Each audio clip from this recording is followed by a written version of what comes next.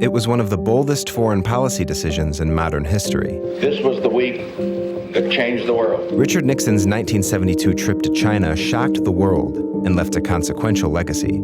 I think one of the greatest diplomatic achievements for the United States under 8 or 9 presidents of both parties has been our Taiwan and China policy. So how did we get to the point where it seems to be threatening to unravel? Soaring tensions between China and the U.S. as China ramps up a massive show of force near Taiwan. The decisions made in the 1970s by Nixon and his successors created the possibility that we would face a crisis over Taiwan.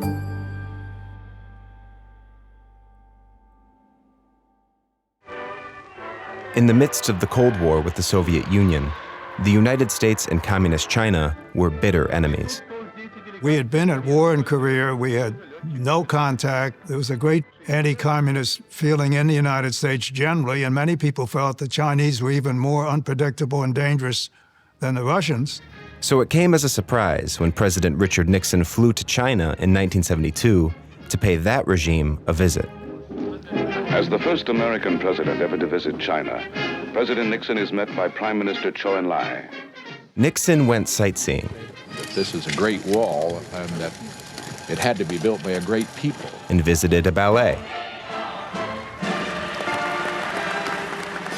And dined with his communist hosts. American people were shocked to see Nixon dining in the Great Hall of the People and toasting his Chinese hosts. The Chinese had been painted for so many years as evil communists. It was a huge reversal for Richard Nixon in particular. Nixon's a fascinating character in this story because his initial appearance on the national stage is as a really deep hawk on communism. The only answer to communism is a massive offensive for freedom. So for him then to go from that starting point to meeting with Mao Zedong and Zhou Enlai, it's such a dramatic shift over his career. He'd have told me that I would be sitting in the Great Hall of the People in Peking, China, clinking glasses with Zhou Enlai while the People's Liberation Army band played Home on the Range. I would have said, "You're out of your ever-loving mind." It was all an effort to forge a powerful, if unlikely, new alliance against the Soviet Union. Nixon saw the Soviet Union as the greatest threat to U.S. interests around the world. If he could find other countries that would undercut the Soviet Union's position and influence, that would be a win for the United States. There was no assurance that a presidential visit to China was going to be a success. Winston Lord and his boss, National Security Advisor Henry Kissinger, joined Nixon in a meeting with China's leader, Mao Zedong. They knew that one issue could derail negotiations. Taiwan was clearly the most sensitive and divisive issue between us. We knew we had to talk about that issue. For more than 20 years, the United States had supported Mao's main rival, Chiang Kai-shek, who had been driven from power and exiled in Taiwan. It was a natural alliance between a Chinese regime that was trying to hold off the expansion of communism and an American regime that also had the same goal. Mao had long wished to overthrow Chiang and claim Taiwan, an island he saw as rightfully part of Communist China. But the United States stood in the way. The United States is the main economic power that Taiwan relies on. It's the main military power that Taiwan sources much of its kit from. For 2 decades now, it has been part of American China policy to train and equip the 500,000-man army. Keeping the United States on side is the central part of their foreign policy strategy. If the United States were to break off relations, Taiwan would be incredibly isolated. They would lose their main patron, their main source of support.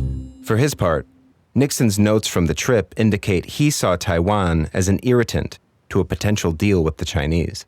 The meeting with Mao was about much more than Taiwan. It was about changing the balance of power in the world.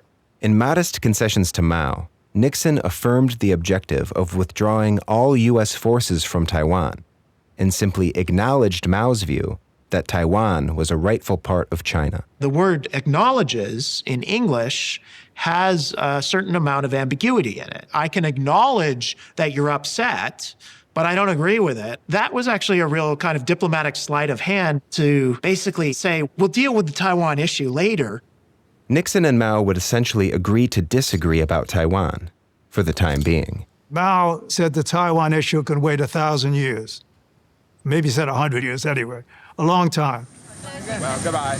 Both sides essentially were saying, let's kick this issue down the road, manage it as best we can, while we get on with balancing the Soviet Union and our other mutual interests. Soon after Nixon's China trip, the Soviet Union agreed to a nuclear arms limitation deal, a step toward avoiding an apocalyptic standoff. The Soviet Union came to the table because it didn't want to be actually left out in the cold. It was an almost unthinkable thing that he managed. But Taiwan's fate was uncertain, and it would become even more so in a few years, when President Carter established official diplomatic ties with China. Mr. Carter noted that the United States no longer will recognize Taiwan as a nation. Mr. Carter had to terminate the mutual defense treaty the U.S. had with Taiwan since 1954. We felt that we were let out. We were abandoned by the United States. Frederick Chien was Taiwan's vice foreign minister at the time. Ever since Nixon's trip to China, he'd been marshaling support among anti-communists in Washington. Carter was totally unprepared for the reaction. We are going to reject this dropping of a faithful ally. The Foreign Relations Committee wants the United States to appear to protect Taiwan. To underscore U.S. support for Taiwan, Congress passed the Taiwan Relations Act. It is not a pledge to go to war over Taiwan, but it is a pledge to regard any effort to subdue Taiwan by force, direct or indirect, as a matter of very grave concern to our country. That act remains U.S. law today, and it remains the basis for the U.S. ambiguous commitment to defend Taiwan. Since then, the United States has tried to keep the peace between China and Taiwan. Tonight, the U.S. is assembling a massive naval task force near Taiwan. Case in point, in 1996, the United States sent warships into the waters between them to deter Chinese aggression. The United States is walking a very delicate line, trying to keep the Chinese engaged, while at the same time trying to make sure that the Chinese know that they can't act with this kind of belligerence in fact toward Taiwan. Half a century on, the opening to China is remembered as one of Nixon's greatest achievements. It was even dramatized in a hit opera. Your flight was smooth, I hope. Oh yes, it was very pleasant. Nixon goes down in history as the man who opened China to the United States, and that opening has brought big economic gains to both the United States and to China. I don't think Nixon or anyone else foresaw the astonishingly fast rise of Chinese economy, the greatest economic advancement in the history of the world. But China's rise has changed the global balance of power. They're rich, they've got a big military, they've got a big voice on the stage of the world, and they think it's their turn. Xi Jinping, the leader of the People's Republic of China, has made it clear that regaining control of Taiwan is a priority. The PRC has never renounced its claim to rule over Taiwan. Whether the rest of the world likes it or not, they're going to resolve this issue one way or another in their favor. China is holding large-scale military drills around Taiwan. In recent months, China has ramped up shows of force around Taiwan. The drills are a dress rehearsal for what China would need to do to take over the island of Taiwan, raising the possibility that the U.S. could be pulled into war. War would come at a heavy cost. Casualties and equipment losses that we haven't seen since the Second World War. The United States does potentially face a choice. At some point in the not-too-distant future, we may have to pay a high price to defend Taiwan. The alternative is to walk away, to back down. It would mean the end of democracy and freedom in Taiwan.